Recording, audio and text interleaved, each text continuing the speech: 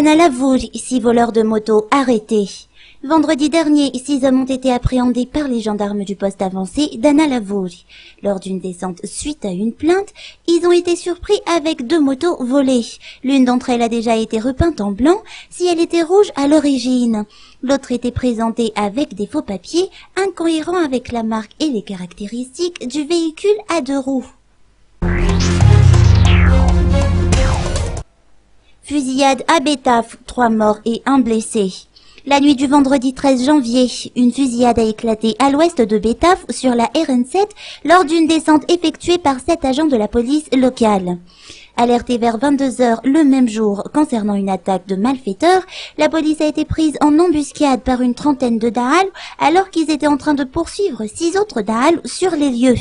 Armés d'une dizaine d'armes à feu, dont des Kalachnikov, des carabines et des MAS 33, les brigands n'ont pas hésité à ouvrir le feu sur les forces de l'ordre. La fusillade a d'ailleurs duré plus d'1 heure.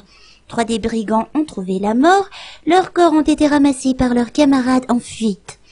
Certains sont revenus à la charge pour relancer un assaut et ont blessé un des agents par balle avant de repartir. Antanamalaz, la rage terrorise la population. Les cas de rage sont fréquents dans le district d'Ambatlimpi. En effet, 2 zébus enragés du Fouktan Antanamalaz ont été constatés.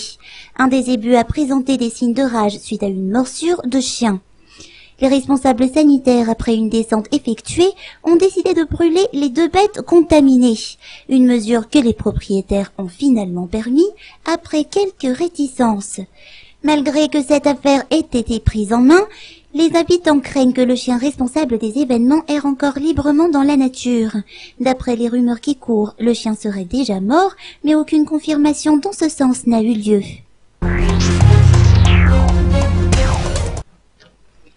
Séminaire réduit en cendres par une bougie. Une bougie allumée dans la chambre des élèves que les occupants ont oublié le week-end dernier a causé l'incendie du séminaire catholique de Tsalamanjos Fianarantsu. D'après les informations reçues hier, 18 chambres et une grande salle ont brûlé. Tous les objets présents dans ces salles ont été consumés par les flammes, notamment des vêtements, des fournitures et des meubles. C'est lors d'un délestage que le séminaire a dû recourir à l'usage des bougies pour s'éclairer. Malheureusement, l'une d'entre elles a été oubliée et le feu s'est rapidement propagé. Aucun mort ni blessé n'a été déploré.